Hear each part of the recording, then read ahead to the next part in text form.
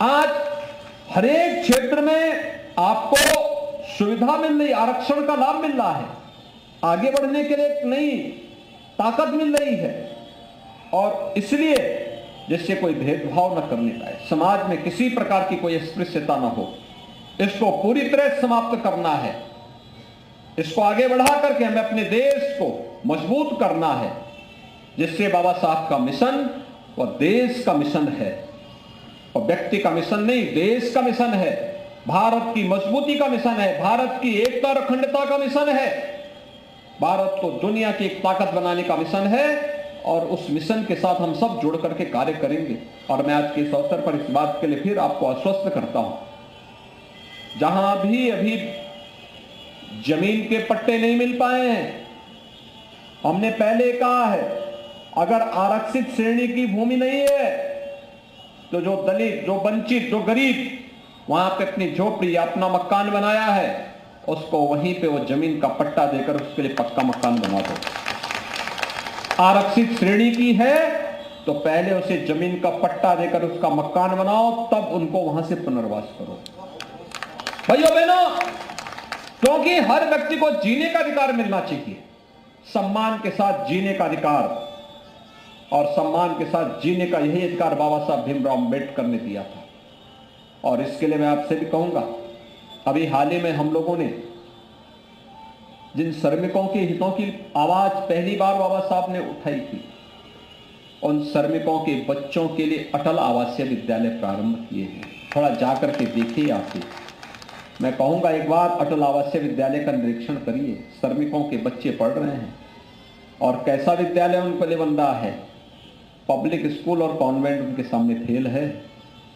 एक बार जाकर के देखिए, वहां उन बच्चों की आवाज को सुनिए, थोड़ा वहां देखिए। वहां पे असीम अरुण जी के नेतृत्व में आश्रम पद्धति के विद्यालय भी जिस मजबूती के साथ काम कर रहे हैं, अभ्युदय कोचिंग के संस्थान जिस रूप में चल रहे हैं, आज अधिक से अधिक हमारा दलित बंधु और अब बच्चा जब कंपटीशन में पास करते हुए उस परीक्षा को पास करके हुए आता है और फिर कहता है कि मैंने अभ्युदय से कोचिंग लेकर के मैं इस परीक्षा को पास किया हूं, लगता है कि देखिए इसका अधिकार होना चाहिए था, जिसको पहले वंचित किया जाता था।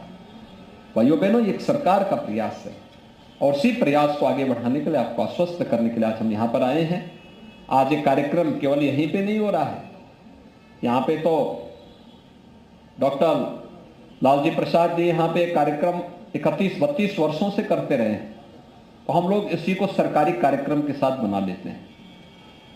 लेकिन हर जनपद में सरकार का जियो जारी हुआ है, हर आयोजन, हर संस्थान में, हर स्कूल कॉलेजेस में, हर एक सरकारी कार्यालय में ये आयोजन हो रहे हैं। और इसीलिए हमने कहा कि छुट्टी नहीं, और महापुरुषों की तस्वीर को सामने रख करके संकल्प लो। उनके संकल्प क्या थे, उनकी प्रेरणा क्या थी?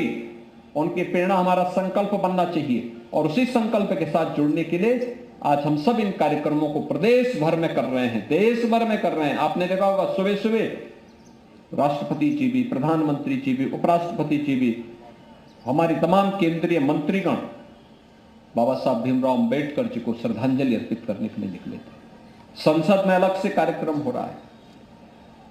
ये चीजें हमें दिखाती हैं कि एक महामानव थे बाबा साहब भीमराव अंबेडकर, और उस महामानव ने देश और समाज के लिए जो काम किया है वह आज भी हम सब की प्रेरणा है। और उसी प्रेरणा से प्रेरित होकर के हम सबको मिलकर के अपने देश को मजबूती प्रदान करने के लिए कार्य करना चाहिए। जो विभाजन करने वाली ताकतें हैं, बांटने वाली ताकतें, उनसे सावधान होना होगा और हमें मिलकर के बाबा साहब के उच्च आदर्शों से प्रेरणा प्राप्त करते हुए निरंतर हर दलित के लिए, हर वंचित के लिए, हर गरीब के लिए, हर कमजोर के लिए, हर दबी हुई आवाज को आवाज देने के लिए हमेशा आगे काम करना होगा। इस विश्वास के साथ मैं एक बार फिर से बाबा साहब भीमराव अंबेडकर जी के इस महापरिनिर्वाण दिवस के अवसर पर उनकी स्मृतियों को नमन करते हुए विनम्र श्रद्धांजलि अर्पित करता हूं और आप सबको इस बात के लिए आश्वस्त करता हूं, सरकार हमेशा आपके साथ में है। और मैं लालजी प्रसाद जी को बोलूंगा कि वे भी यहां पर हैं और पर्यटन और संस्कृति मंत्री जी भी यहाँ पर भी हैं और असीम अरुण जी भी हैं। हमारा प्रयास होना चाहिए, तीनों का दायित्व बनता है कि जो लखनऊ में बाबा साहब भीमराव अंबेडकर जी का हम अंतर्राष्ट्रीय केंद्र बनाने जा रहे हैं, उनका स्मारक का एक केंद्र बनाने जा रहे हैं।